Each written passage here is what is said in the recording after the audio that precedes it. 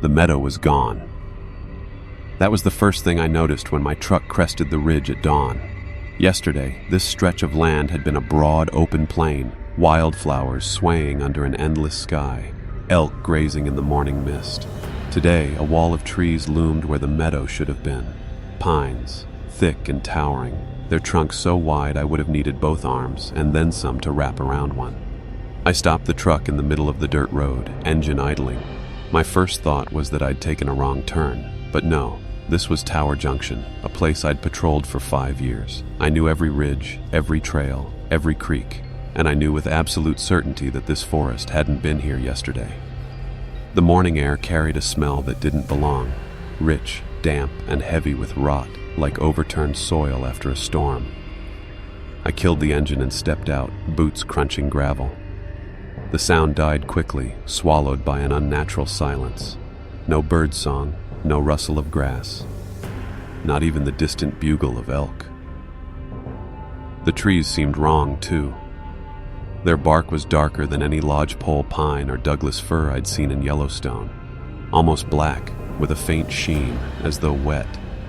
And they leaned, just slightly, toward me. I told myself it was a trick of perspective. I told myself a dozen things that made sense, but none of them explained how a forest could spring up overnight. I radioed back to base. "Station, this is Ranger Carter. You copy?" Static. I adjusted the dial, tried again. Still nothing. That was when I heard it. The sound of something moving inside the new growth, a steady crunch like boots on dry leaves, though the forest floor was damp with moss. I froze, hand on the grip of my service pistol. "Hello?" My voice carried further than I expected, cutting sharp in the stillness. The sound stopped. I waited, breath shallow. Nothing, just silence pressing against my ears. Finally, I forced myself forward. I wasn't a rookie. I wasn't some tourist stumbling into shadows and spooking myself. I was a ranger, trained for emergencies, accustomed to wild animals and the unpredictability of Yellowstone. If trees had sprouted overnight, there was a logical explanation. A prank maybe, or a hallucination brought on by exhaustion. But the second I crossed into the tree line, logic unraveled. The air grew colder, dense with the smell of sap and decay. The ground pulsed faintly under my boots like stepping on a buried waterline. Sunlight barely pierced the canopy, though the trees couldn't have been more than a day old. And the deeper I went, the more I felt it. Something watching me. I found a clearing after 50 yards, circular and strangely perfect. In the center stood a single stone, waist-high, smooth and gray, with markings carved deep into its surface. Symbols I didn't recognize. They looked older than anything I'd ever seen in the park. My radio crackled suddenly, loud in the silence. A voice hissed through static, broken, garbled words I couldn't make out. Then came the whisper. Not through the radio, not in my head, from the trees themselves. Carter. My name. Spoken in a voice that sounded like wind and water and something older, something that did not belong in Yellowstone. I staggered back, pulse hammering, and that was when I realized the trees weren't just growing, they were moving. By mid-morning, I'd convinced myself I needed proof. No one at the station was going to believe me if I came back ranting about a forest that grew overnight and trees that whispered my name. So, I took out my phone, set it to record, and aimed the camera at the tree line. That was when I noticed the map. The GPS on my phone, normally reliable, showed nothing but blank gray where the meadow should be. No trails, no elevation lines, no streams, just emptiness. But the trees in front of me were real, so real I could feel the cold shade spilling across my boots. I swallowed hard and pressed deeper. The trunks loomed higher as I walked, their bark ridged like scars. Moss clung to them in strange patterns, almost like faces if you stared long enough. My boots sank into the soil, damp and spongy, though it hadn't rained in over a week. Every step felt like trespassing. About 100 yards in, I found something that stopped me cold. A tree wider than a truck, impossibly old, with carvings etched into the bark. Not initials or hearts like kids leave behind, but symbols, circles crossed with jagged lines. triangular patterns stacked into spirals. Some gouges were so deep they bled sap the color of tar. I reached out almost without thinking and laid my palm against the bark. It was warm. Not sun-warmed, not alive warm. It throbbed like flesh, pulsing faintly against my hand. I jerked back, heart hammering. My instincts screamed at me to leave, yet some pull, curiosity, dread, maybe both, kept me there. That was when I heard footsteps behind me. I spun, flashlight raised, though the morning sun should have been enough. Between the trunks, a figure stood, too far to make out clearly, but tall, lean, and still as stone. "Hey!" My voice cracked, but I forced strength into it. "This is restricted land. Identify yourself." No response. The figure shifted slightly, and I called. Get a flash of something pale, skin maybe, or bark. I blinked, and it was gone. I stumbled forward, pushing through branches, but there was nothing. Just the oppressive hush of the forest and the faint whisper of wind. Back at the massive carved tree, I noticed something new. Fresh footprints in the mud. Human, but barefoot. Toes splayed wide, heels sunken deep. They circled the tree once, then disappeared into the shadows. My radio crackled again, sharp enough to make me jump. A voice broke through the static, faint, hurried. "Leave, not yours. Leave." Then silence. I stood frozen for a long time, listening, waiting for the voice to return. The forest answered with stillness. Finally, I backed out, retracing my path toward the meadow. My phone buzzed in my pocket, a sudden vibration that startled me more than the whisper had. I pulled it out. No service, no messages, but the screen showed a new file, one I hadn't recorded. A video, time-stamped only minutes ago. Hands shaking, I pressed play. The camera panned across the clearing, just like I'd filmed. The carved stone in the center, the massive tree with its bleeding bark. Then, slowly, the lens turned toward me.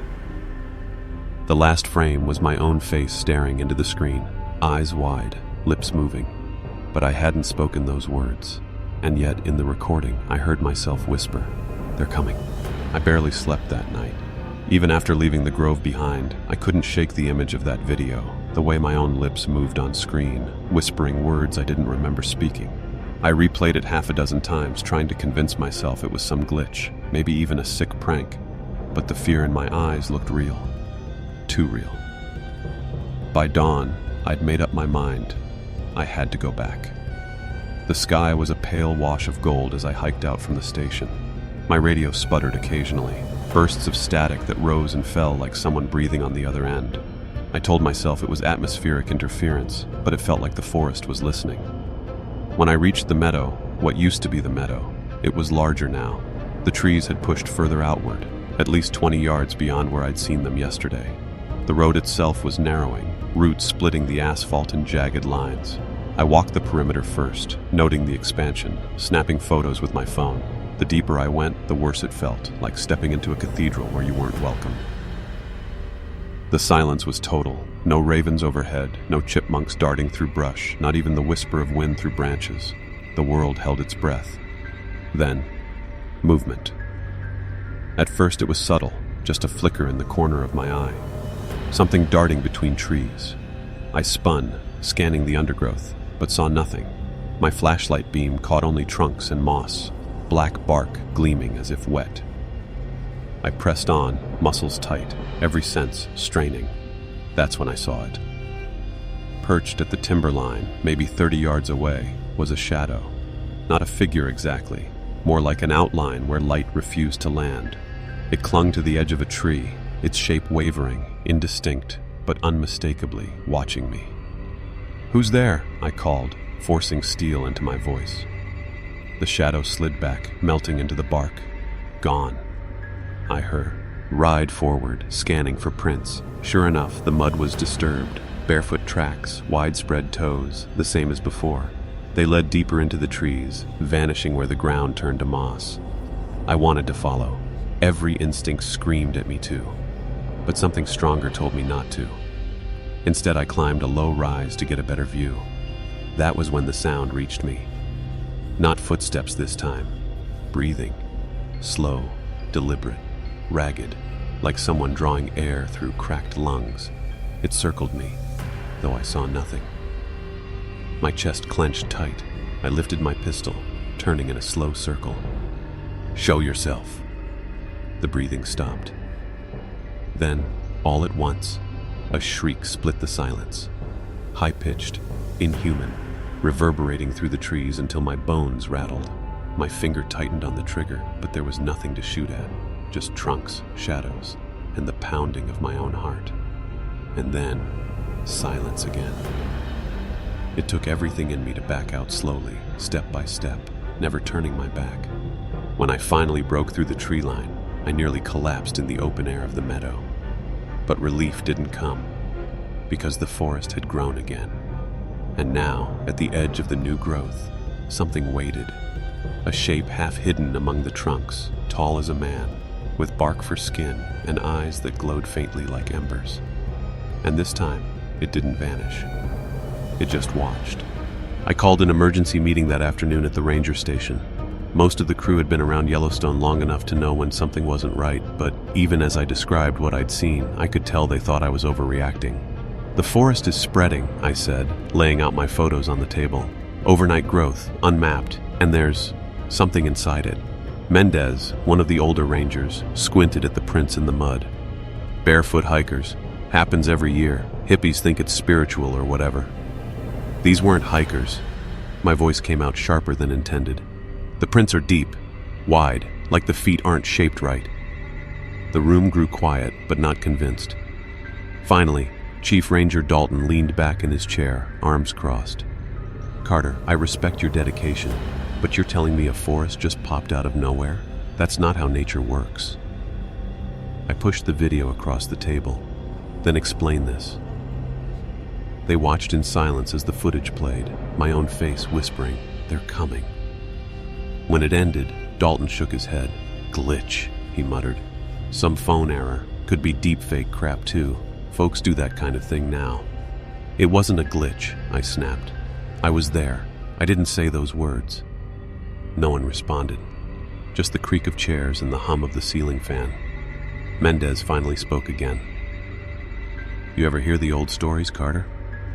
Locals talk about cursed groves, places the park swallowed up. Whole camps gone missing back in the 40s. Forest Service covered it up." Dalton shot him a look. "Stories. Myths. This park's got 1,000 of them. None of it's real." But Mendez's eyes lingered on me, troubled. Later that evening, I stopped by the gas station in Gardner for coffee. The clerk, a wiry woman in her 60s, looked up as I entered. "You're the ranger out by Tower, aren't you?" I nodded cautiously. He leaned close, lowering her voice. "Stay away from the new woods. Folks around here know better. That land doesn't want you." I froze. "You've heard about it?" She gave a sharp nod. "Heard it. Seen it once too. Back in '79. A stand of trees where there wasn't before. My brother went in. Never came out." My skin prickled. "Why wasn't it reported?" She gave me a bitter smile. "Who listens to locals? You rangers bury it. The service buries it deeper. Park eats what it wants, and the rest of us just try to live around it." I left with more questions than answers, the coffee growing cold in my hand. That night, I stood outside the station, staring at the horizon. The forest was visible even from here now, a dark smear against the twilight sky. It looked alive in a way that made my stomach twist, branches shifting though no wind stirred. Dalton's words echoed in my head. That's not how nature works. But nature had rules. This thing didn't. And the worst part wasn't that no one believed me. It was that I wasn't sure belief would make any difference. The call came just after sunrise. A hiker had gone missing near Lamar Valley. Disappearances weren't rare in Yellowstone. People underestimated the wild here all the time. But the timing made my stomach clench. The missing man, a 27-year-old tourist named Harris, had last been seen taking photos on the ridge overlooking what used to be the meadow, where the new forest now stood. Dalton organized a search team, and I joined without hesitation. 6 of us fanned out, radios crackling as we combed the edge of the growth. I carried a sick weight in my chest, certain we weren't going to find Harris where we expected to. An hour in, Mendez called out, Tracks. We gathered around a patch of disturbed soil. Harris's boot prints were clear, leading straight into the trees. Right beside them, though, were the others. Bare, splayed, heavy. The same ones I'd seen before. Dalton frowned. Looks like he followed someone in. Maybe another hiker. No. My voice was flat. Those aren't hiker prints. No one answered, but unease settled over the group like fog. We pushed into the tree line. The air shifted instantly. Cooler, thicker, carrying that damp, rotten smell that clung to my clothes for hours after. Our boots sank into spongy moss. The silence deepened until even our breathing felt intrusive. "Harris!" Dalton's voice rang out. "Park Service! Call back if you can hear us." Nothing. We followed the prints deeper, flashlights cutting through the dim light. Then we found his pack. It lay crumpled beside the massive carved tree I'd seen before. The zipper was torn, straps shredded like something had yanked it off. His camera dangled from the strap, lens cracked. Dalton cursed under his breath. "Bear?" "No bear did this," I said quietly. Mendez knelt beside the tree, brushing his fingers over the carvings. "These weren't here last time I came through," he muttered. "And I've been patrolling this area 20 years. Before I could reply, the radio on my belt shrieked to life, not static this time. A scream, long, high, ragged, human. We froze. "Harris?" Dalton's voice shook as he grabbed his radio. "Harris, respond!" The scream cut off. Silence followed, heavier than before. Then, softly, almost intimate, a whisper filled the channel. "Leave." The word slid into my ears like a blade. I ripped the radio free and switched channels, but the voice followed. "Leave." Dalton's face had gone pale. "Everyone out, now!" We backed away fast, retracing our steps, eyes scanning every shadow. I swear I saw something moving between the trunks, tall, pale shapes that kept pace just out of sight. By the time we broke through the tree line, my legs shook so hard I could barely stand. Dalton ordered the team to regroup, file a preliminary report, and keep details quiet until we had more evidence. But we all knew Harris wasn't coming back. That night, I lay awake in the barracks, the whisper still curling through my mind. Leave. But leaving wasn't an option. Not for me. Because if the forest could take Harris in broad daylight, it wouldn't stop with him. It would keep growing. And sooner or later, it would take all of us. 2 days after Harris disappeared, the water went bad. I was checking Soda Butte Creek when I noticed the smell first. Sharp, metallic, like rust left in the sun. The current that usually ran clear as glass was murky, tinted greenish-brown. Dead trout floated belly up, drifting downstream in clusters. Their scales were blotched with black veining, like roots crawling under the skin. I knelt at the bank, dipped a gloved hand in. The water was warm, not just warmer than the air, unnaturally so, like blood. When I pulled back, strands of something clung to the glove. Thin, fibrous, rootlets. By the time I reported it at the station, 3 other creeks had turned the same. Rangers farther west claimed the Lamar River looked darker too. It was spreading. Dalton ordered samples taken to the lab in Mammoth. Could be an algae bloom. We've seen them before. I didn't argue, but in my gut I knew better. Algae didn't choke fish with roots. Algae didn't make water run warm like fever. That evening, I walked the perimeter of the new forest again. It had crept farther outward, swallowing another 20 yards of open land. Trees leaned into the creek now, roots spilling like veins into the water. Wherever the roots touched, the current slowed, thickened, as though the stream itself resisted moving. I followed one root as it burrowed into the shallows.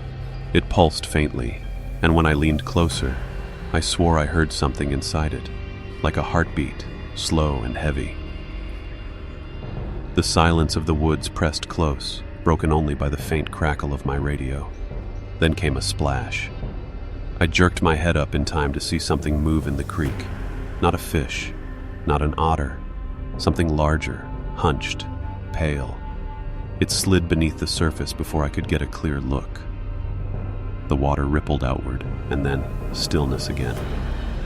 I backed away, pulse hammering. For the first time since this began, I thought about quitting, packing up, leaving Yellowstone, letting someone else deal with it. But as I stood there, the forest shifting in the twilight, I realized it didn't matter. Leaving wouldn't save me. The thing was spreading, whether I stayed or not. That night, I dreamt of water. I was floating face up in Soda Butte Creek, stars overhead, current carrying me, then roots wrapped around my arms, my throat pulling me under. As the water closed over my face, I saw eyes open beneath me. Dozens, watching. I woke gasping, sweat freezing on my skin. At dawn, the lab report came back. No algae, no known contaminant, just an unidentified organic material. The official note read, "Likely harmless, further testing required." Harmless. I drove out again that morning, against orders. The creek was worse now, clogged with dead fish. The roots had multiplied, weaving through the current like veins in a body. And when I leaned down, hand on my pistol, I heard it. The creek whispered my name. Carter. Soft, rippling, carried on the water itself. And then another voice, deeper, rising from the roots below. Drink. By the third week, Yellowstone felt wrong in ways I couldn't explain on paper. The tourists didn't notice at first. They snapped photos of geysers, crowded the boardwalks, laughed too loud, but the wildlife knew. The signs were everywhere. Elk herds vanished from the valleys where they grazed every season.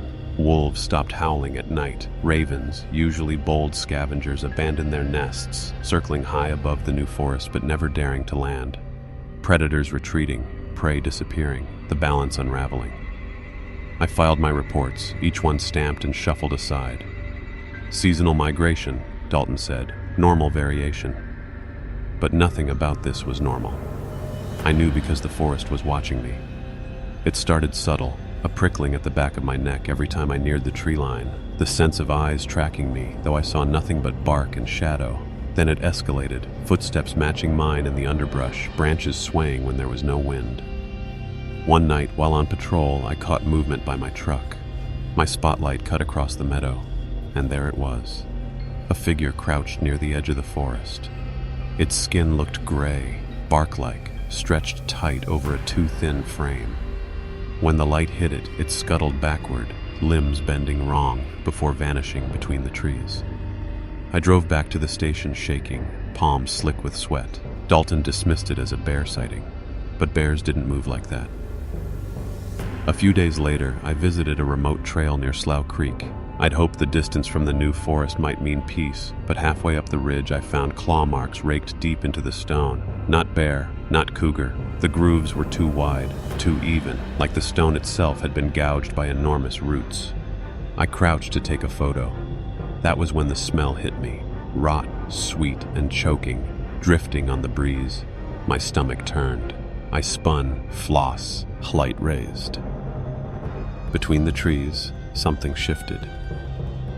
At first I thought it was a tree itself, tall, dark, swaying, but then it leaned forward. A head emerged from the trunk, not human, not animal. A face carved from bark, its mouth yawning open soundlessly. My chest locked tight. I stumbled backward, tripping over a root. By the time I scrambled up, the figure had melded back into the trees.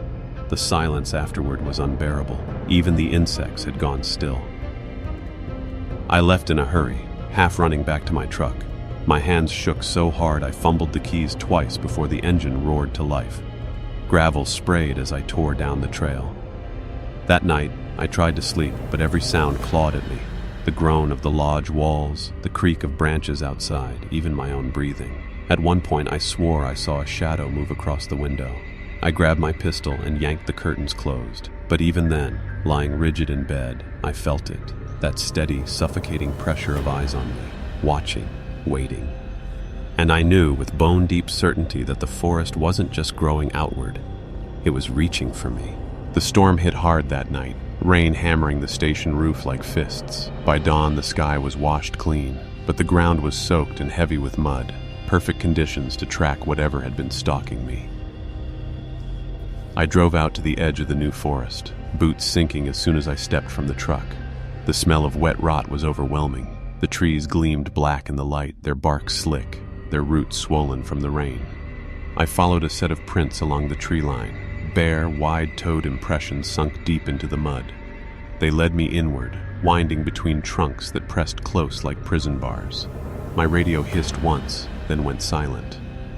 The trail ended at a clearing. At its center stood a tree unlike any I'd ever seen. It was massive, easily 3 times the width of the others, bark ridged and black as coal. Its roots writhed outward like tentacles frozen mid-motion, half buried in the soil. A gash split the trunk, tall enough for a man to walk through. I approached cautiously, flashlight cutting into the darkness inside. The beam caught on something pale. Bones. The hollow was full of them. Skulls, rib cages, femurs tangled together. Some gnawed, others shattered. Human remains mixed with animal. Elk antlers fused with spines. Bare jaws stacked like trophies. My throat tightened as bile burned the back of my tongue. One skull rested upright near the opening, empty sockets staring. Carved into its forehead was the same triangular pattern I'd seen etched into the other trees. I staggered back, nearly slipping in the mud. My light swept across the hollow again, and that was when I saw it. Movement. A hand. Small, childlike, its skin pale and bark-streaked. It curled slowly around one of the ribs, gripping tight. Then another hand appeared, and another. Shapes shifted inside the tree, pulling themselves free of the bones. I didn't wait to see more. I bolted, branches whipping my face, lungs searing. Behind me the sound grew, cracking, tearing, the noise of wood splitting under force. And faintly, beneath the storm-dripped canopy, a chorus of voices rose. Not words exactly, more like a chant, layered and broken, as though the trees themselves were speaking through the dead. I burst back into the meadow, stumbling to my knees. My chest heaved as I turned, flashlight trembling in my grip. The clearing behind me was empty, silent. The massive tree loomed in the distance, still and unmoving, its hollow dark. No hands, no bones, just shadows. For a long time, I couldn't move. Finally, I staggered to my truck and drove, tires spinning in the mud. I didn't breathe right until I reached the station. Inside, I tried to report what I'd found. Dalton listened, jaw tight, eyes hard. "You're exhausted," he said, "hallucinating. Take 2 days off. That's an order." But his voice betrayed him. He didn't believe his own words. That night, I dreamt again of the hollow tree. Only this time, I was inside it, and the hands were pulling me down. I tried to obey Dalton's order, 2 days off, rest, clear my head. But there's no resting when the walls themselves seem to breathe with you. No clearing your head when the air tastes like sap and rot even miles from the tree line. On the second morning, I walked out to the porch of the barracks with coffee in hand. The sky was sharp blue, birds wheeling overhead, the park alive in a way it hadn't been for weeks. For a brief, impossible moment, I let myself believe maybe I had imagined the hollow tree. Then I heard it. A voice. Soft at first, blending with the breeze, a whisper, almost like my name. I froze, mug halfway to my lips. The sound came again, curling low, weaving through the rustle of leaves. Carter. The cup slipped from my hand, coffee spilling across the porch. I turned slowly toward the forest in the distance. The trees looked still, harmless under the sun, but the voice continued, steady now. Not from the woods, from the railing beneath my hand. I jerked back. The wood grain of the porch pulsed faintly, darker lines shifting like veins. When I leaned closer, the whisper grew louder, a chorus layered on itself, dozens of voices crowding together. "We remember you." I stumbled inside, slamming the door. The sound dulled, but it didn't stop. Every board, every beam of the station seemed alive with murmurs. I pressed my palms over my ears until my skull ached. By afternoon, I couldn't take it anymore. I drove out, following instinct back toward the new forest. If the voices wanted me there, maybe I could confront them. Maybe end this. The tree line had advanced again. Another 20 yards swallowed. Fresh sap glistened on bark that hadn't existed yesterday. The smell of rot was heavier, layered with something sweet and cloying, like flowers blooming over graves. As I stepped closer, the whispers swelled. "We know you. We waited for you. Blood remembers blood." I pressed my hands to one of the trunks, fingers shaking. The bark was warm, pulsing like a heartbeat. My skin prickled as the voices poured directly into me. Visions flashed, mountains wreathed in smoke, rivers running black, animals fleeing as the forest spread across valleys, people screaming as roots dragged them under. And at the center of it all, a vast, twisting mass of wood and bone, something older than the park itself, rising from the ground. I tore my hand away, gasping. My palm burned where I'd touched the bark. A dark welt seared into my skin in the shape of that triangular pattern. Behind me, something moved. I spun, flashlight raised. For a heartbeat, I saw them again, figures half-formed from bark and vine, faces warped, eyes hollow. They melted back into the trees before I could blink, but their whispers lingered, clinging like cobwebs. I stumbled back to the truck, clutching my hand. Even with the engine roaring, I heard it still, low and relentless, vibrating through my bones. You cannot leave.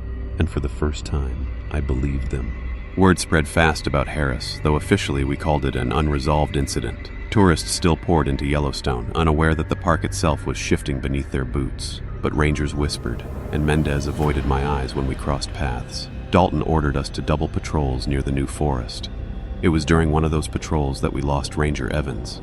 We were 4 that morning, Dalton, Mendez, Evans, and me, walking the perimeter east of the Lamar. The tree line had crept another 30 yards overnight, roots spilling into the grass like veins across skin. "This isn't natural growth," Evans muttered, kicking at a root. "Trees don't jump ground like this, it's..." The wood twitched beneath his boot. He froze. We all did. The root shivered, then wrapped around his ankle in a violent snap. Evans screamed, yanking backward, but the root held tight. Dalton lunged, knife flashing, hacking at the wood. Splinters flew, sap sprang like blood. The root only tightened, dragging Evans toward the tree line. "Cut it!" he shrieked, clawing at the dirt. "Cut it, God, cut it!" We all struck at the root, blades biting, but the wood knitted back together as fast as we cut. Dozens more tendrils erupted from the soil, wrapping Evans' legs, his waist, his arms. They pulled with an unstoppable strength. I grabbed his hands, digging my heels into the mud. His eyes locked on mine, wild, terrified. "Don't let it take me." "I won't," I lied, because the forest was stronger. With one final heave, the roots tore him from my grasp. His scream cut the air as he vanished into the tree line. Just like that, swallowed whole. Silence followed, absolute and suffocating.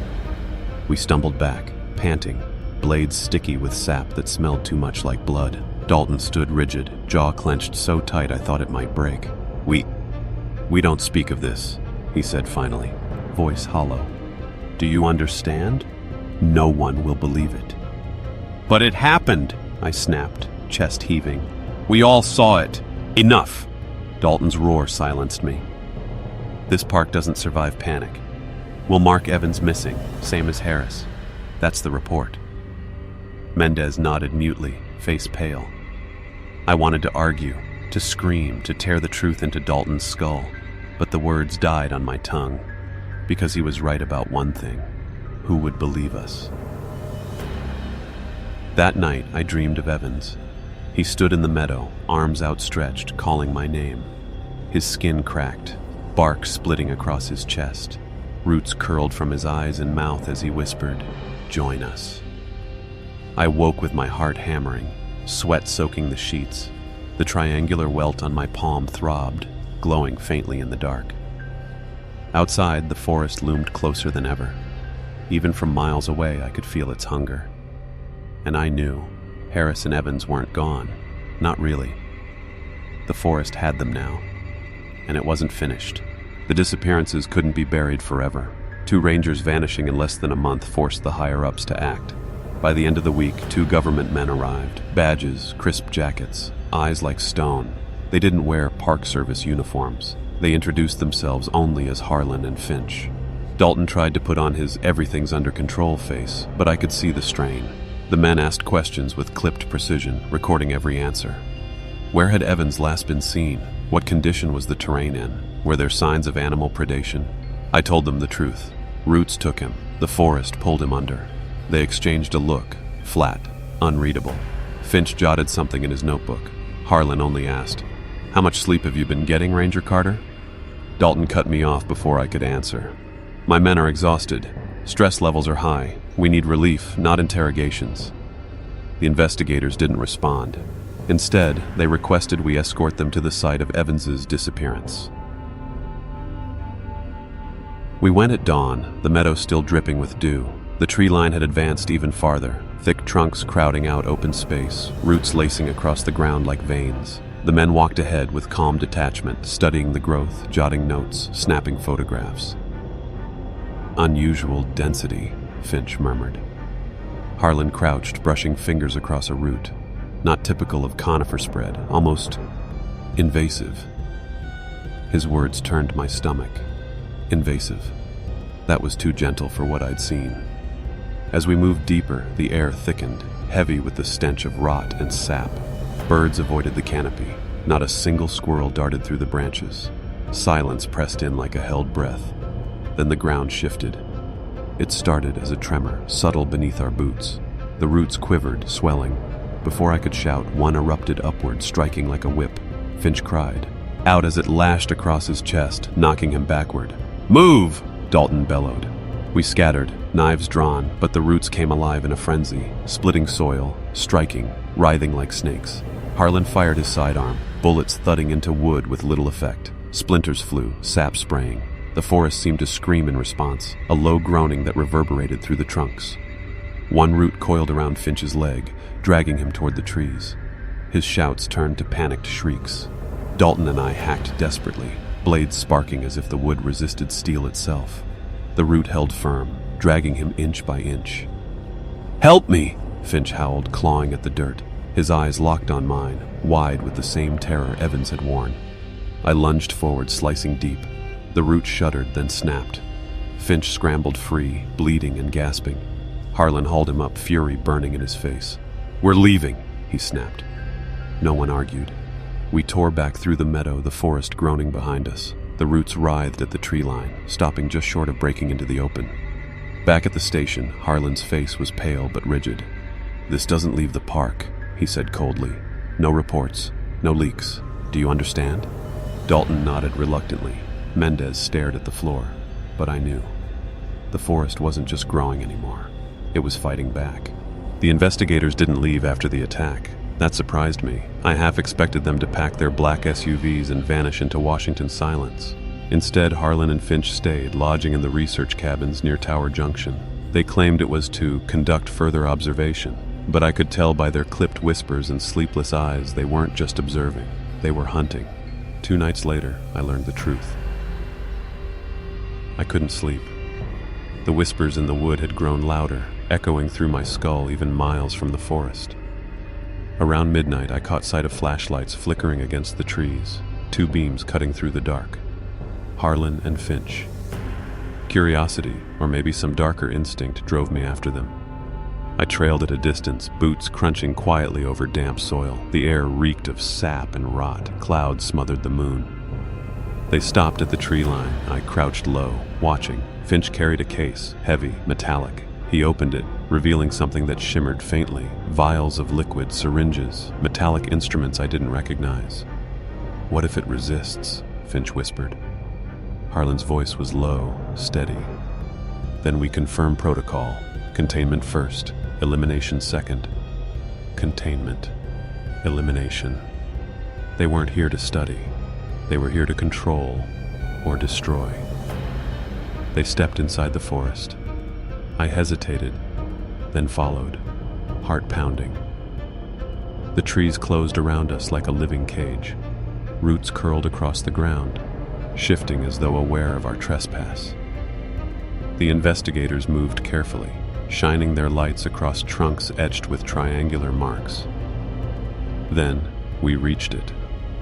A clearing. At its center stood a cluster of trees fused together, their trunks twisting into a single monstrous shape. Bark split in places, revealing something pale beneath. Flesh. I swear it was flesh. The voices rose instantly, louder than ever. "Leave. You are not welcome. We remember fire. We remember chains." Harlan didn't flinch. He drew a syringe from Finch's case and stepped forward. The tree mass pulsed, shuddering like it breathed. Something shifted in its hollow. Faces, human and animal, pressed against the inner bark, their mouths opening in soundless screams. I staggered back, bile burning my throat. Then the roots erupted. They lashed out, striking with blinding speed. Finch went down first, dragged screaming into the hollow. His flashlight clattered, beams spinning wild. For an instant I saw his face twisted in terror before the bark sealed shut over him. Harlan fired, shots exploding in the clearing, but the bullets did nothing. The roots caught him next, snapping his arm, wrenching the syringe from his grip. I couldn't move. I watched as the forest swallowed them both, their screams muffled, absorbed into the wood. Silence followed. Heavy, absolute. Then the tree cluster shuddered, splitting slightly. A wet crack echoed. Something pressed outward from inside. For a heartbeat, I thought it was Finch breaking free. But it wasn't. What stepped halfway into the light was not human. Bark fused with skin, roots woven into bone, eyes empty hollows dripping sap.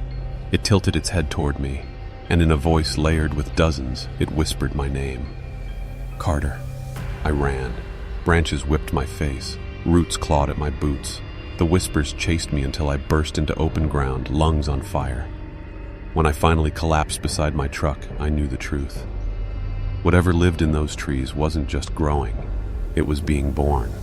Sleep became impossible after that night. Every time I closed my eyes, I saw Finch's face pressed against the bark, mouth open in a scream that made no sound.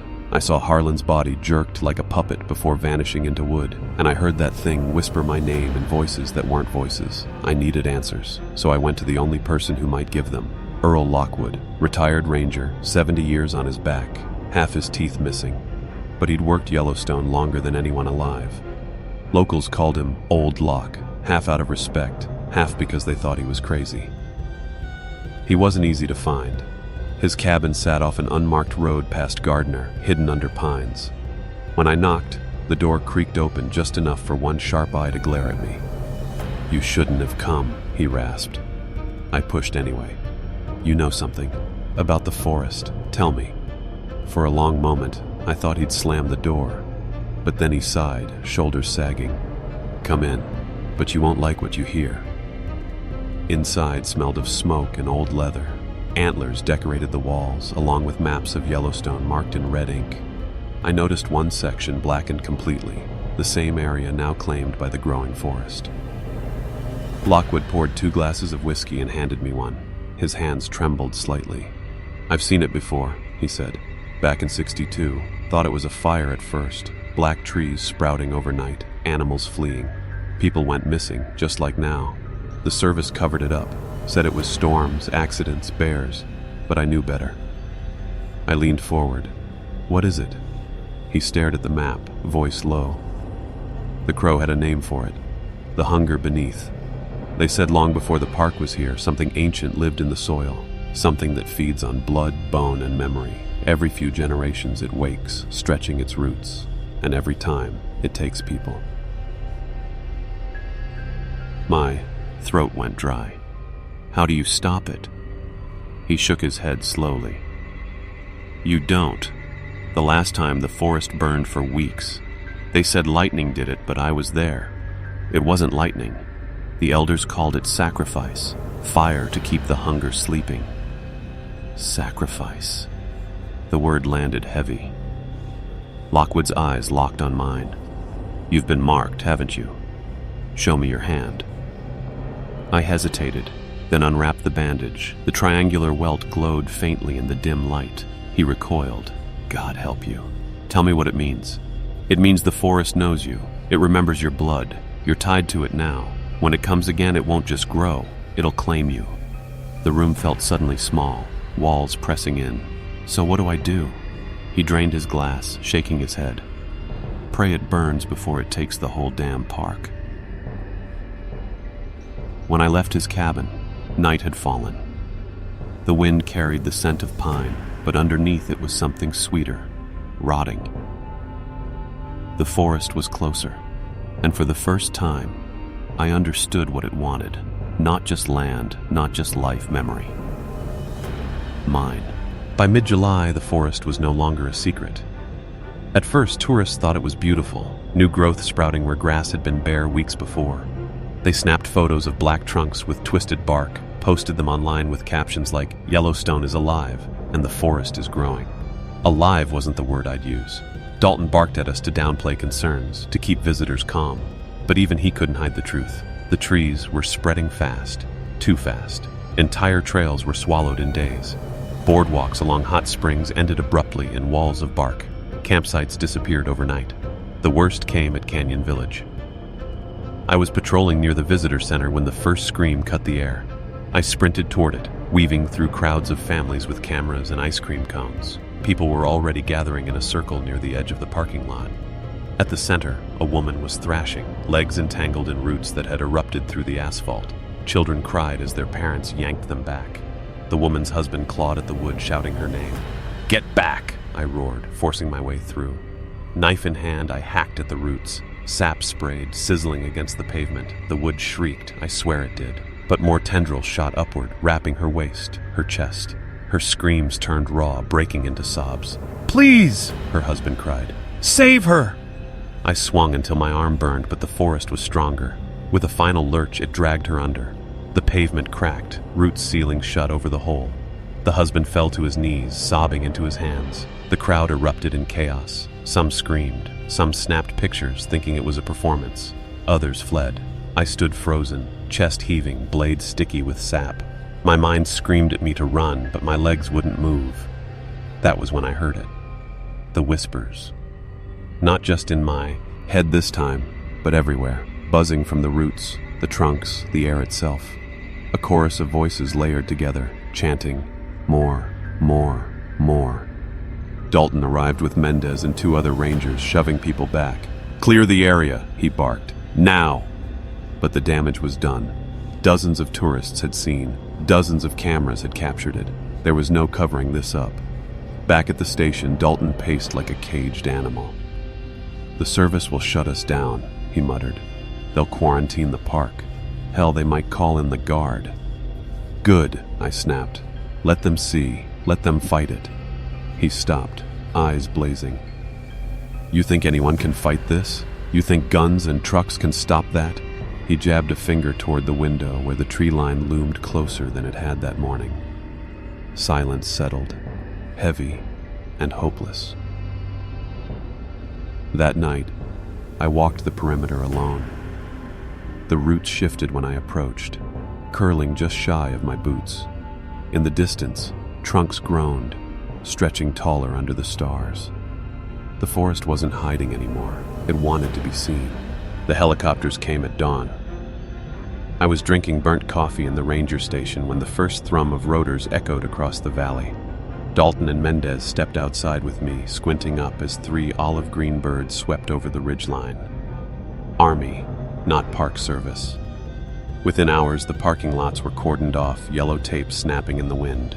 Military trucks rolled in, their tires crunching on cracked asphalt as soldiers fanned out with rifles slung across their chests. The tourists panicked, of course. Families clustered in confusion, demanding refunds, shouting about civil rights. Officers herded them onto buses with clipped orders and blank expressions. I saw the husband from yesterday, eyes hollow, face gray, as he boarded. His wife's absence was an open wound no one dared mention. Dalton cursed under his breath. "It's too late for this show of force. They've already seen." He was right. The news vans had beaten the soldiers here. Reporters jostled for shots of the barricades, their microphones thrust toward anyone in uniform. Cameras caught the black trees standing where meadows used to be, their bark glistening like wet stone. By evening, the press feeds were everywhere. Unnatural growth in Yellowstone, possible ecological disaster. They didn't have the words yet. The military set up a command tent near Canyon Village. Floodlights blazed, generators hummed, and soldiers hammered steel stakes into the ground as if that could stop roots that tore through asphalt. I stood near the fence line when a colonel approached, his face carved from stone. "Ranger Hayes?" I nodded. "You've seen it up close. Brief me." I hesitated, searching for words that didn't sound insane. "It's spreading. Fast. Asphalt, boardwalks, buildings. It doesn't matter. The forest takes what it wants, and it doesn't stop." His jaw tightened. "What about fire?" We tried, I say. It screamed. He frowned at that, but didn't ask me to repeat myself. Maybe he heard the same whispers I had. That night, the soldiers tested their weapons.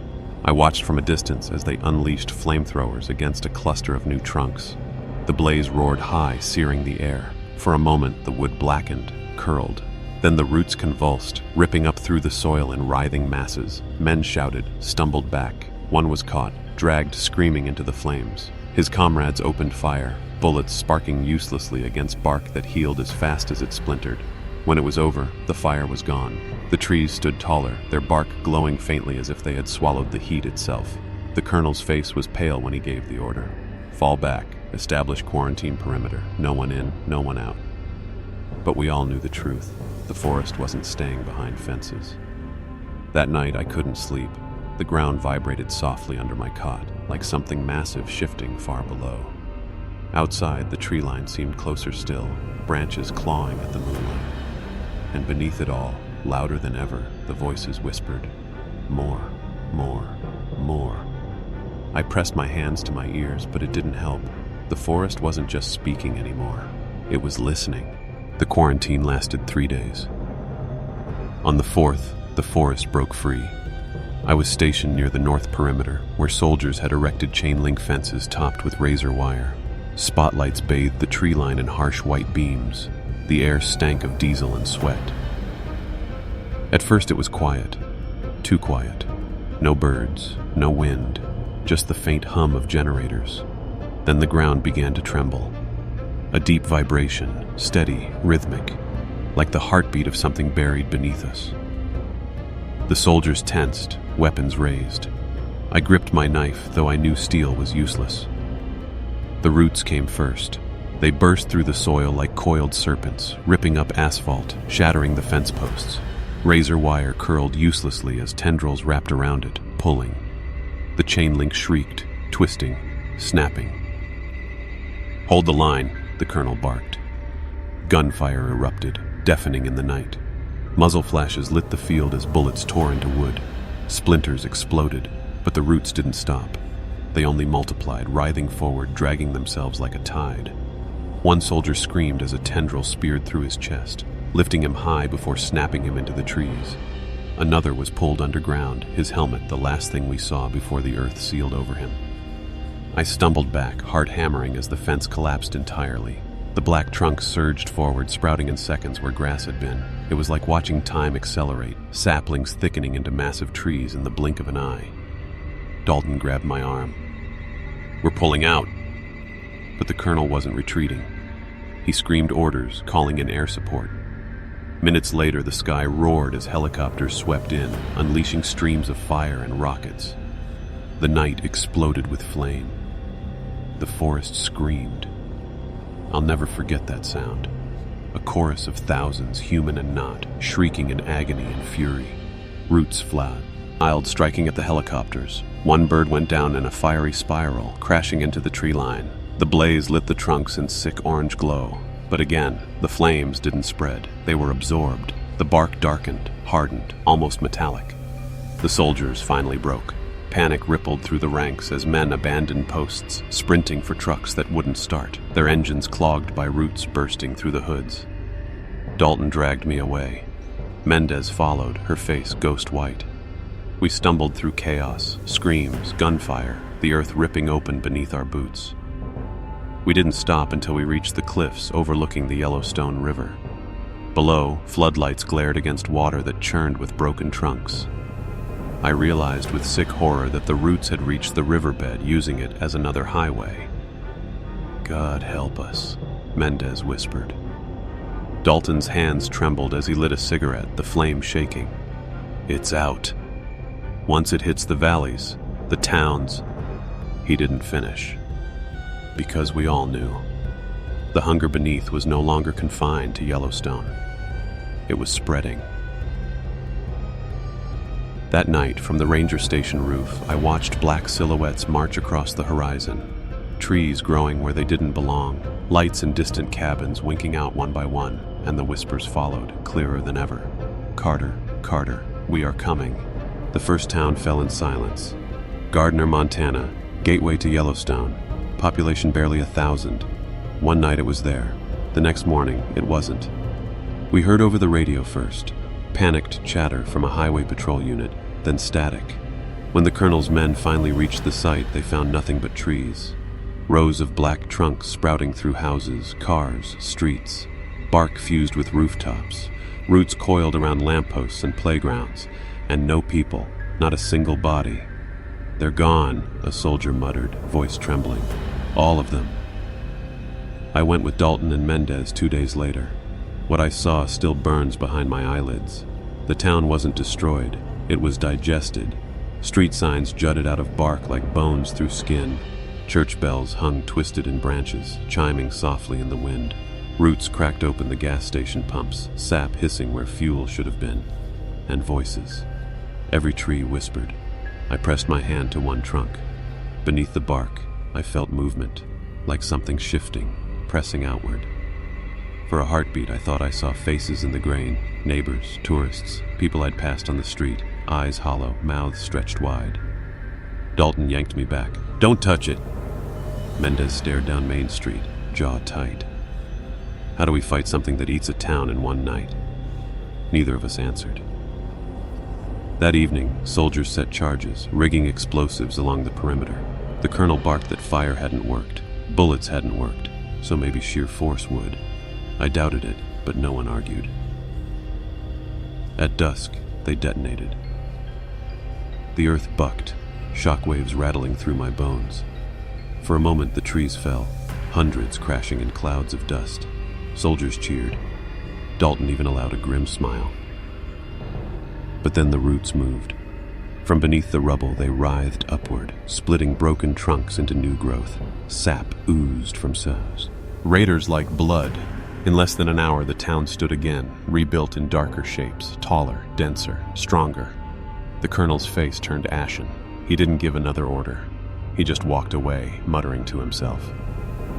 That night, we camped outside Livingston, 30 miles north.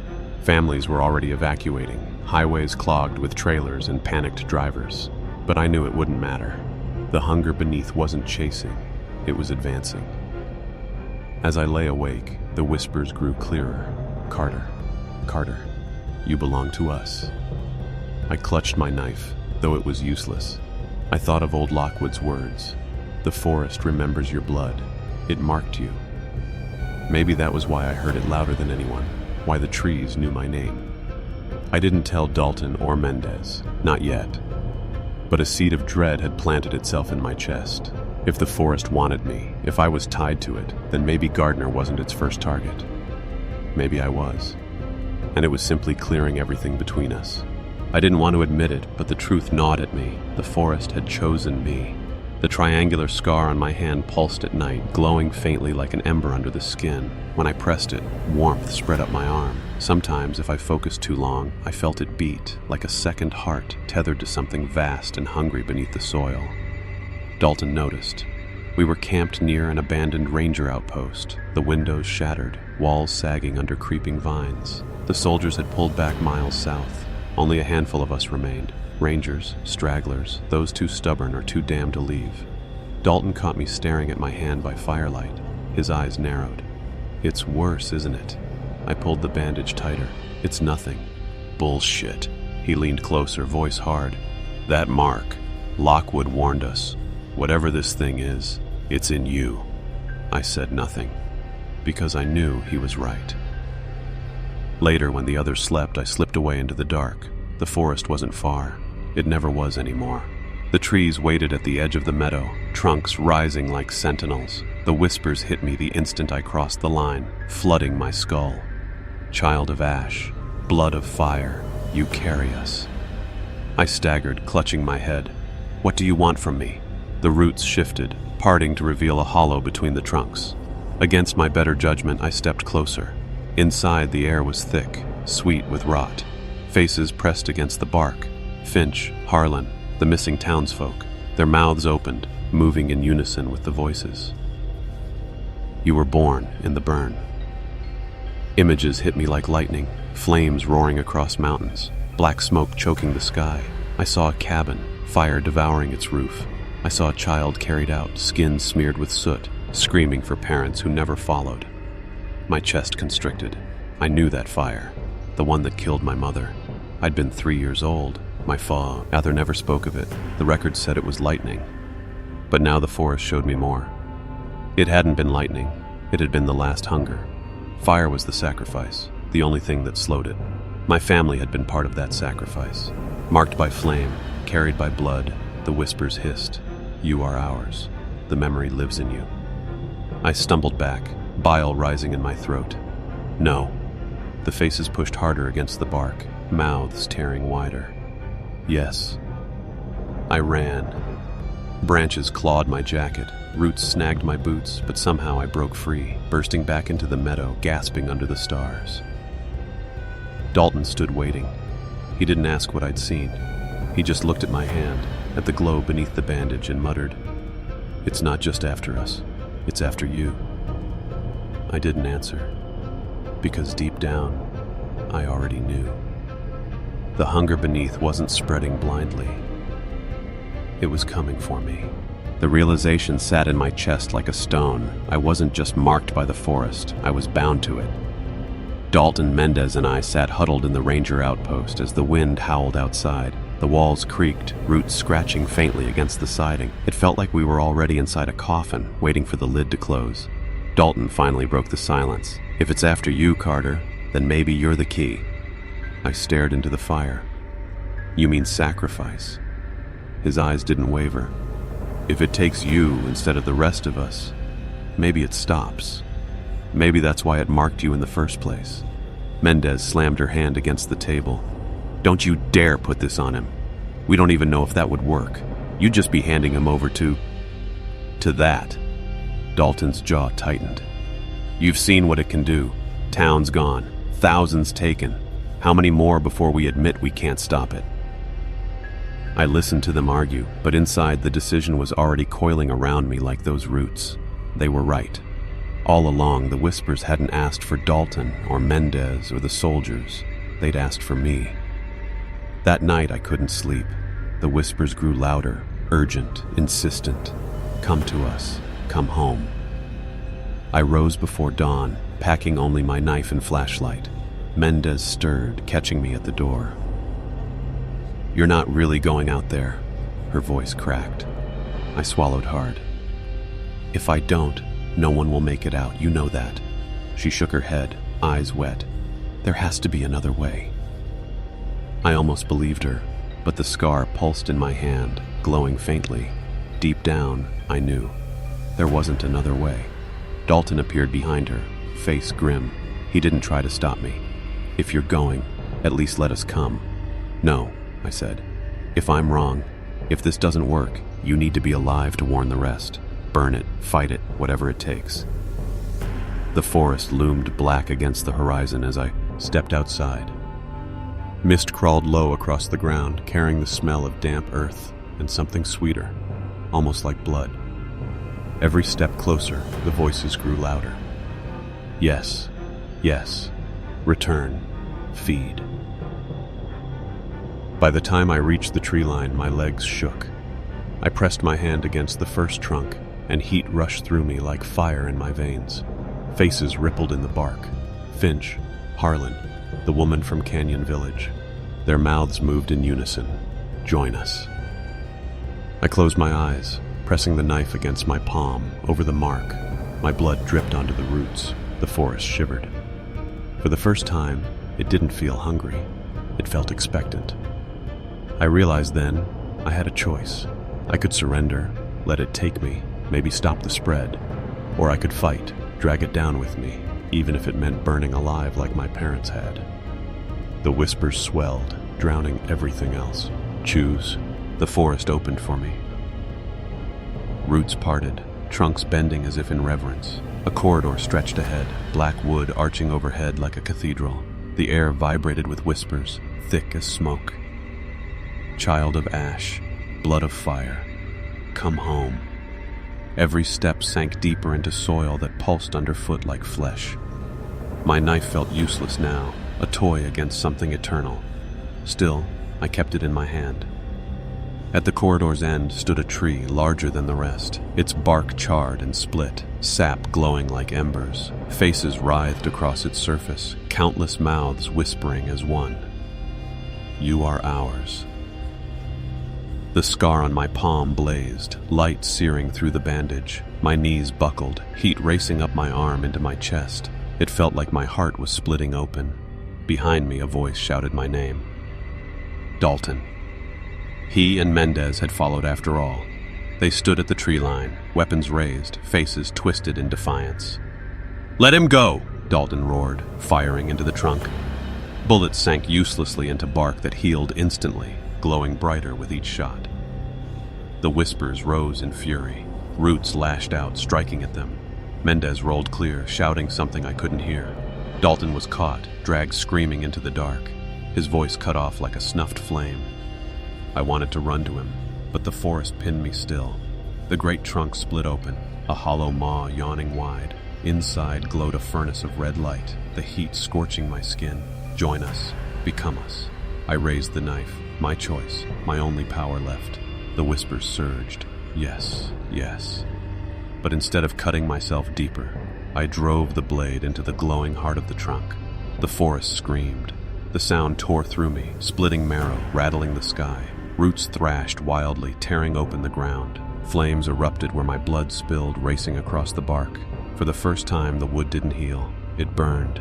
Faces shook, reeked in agony, stretching, melting into sap. The glow in the trunk flared too bright to look at. My body was lifted, suspended in fire and light, the scar on my palm bursting open like a wound that had waited decades. I saw my mother's face in the flames, reaching for me, then my father's. Behind them, the firestorm of my childhood memory. Only now I understood. They hadn't died by accident. They had chosen sacrifice. And now it was my turn. I screamed and shoved the knife deeper. The world convulsed. Trunks exploded into ash, roots curling, shriveling in fire. The whispers fractured into countless voices, then silence. When I opened my eyes, I was on the ground. Smoke choked the air, the meadow blazing with embers. The great trunk was gone, nothing left but smoldering ash. Mendez knelt beside me, face streaked with soot. "Carter," she whispered, gripping my hand. "It stopped. You stopped it." I tried to answer, but no sound came. My chest burned, hollow where the scar had been. The mark was gone, consumed with the fire. As the darkness closed in, I heard one last whisper, faint, lingering, not gone, only waiting. "We remember." And then there was nothing but ash.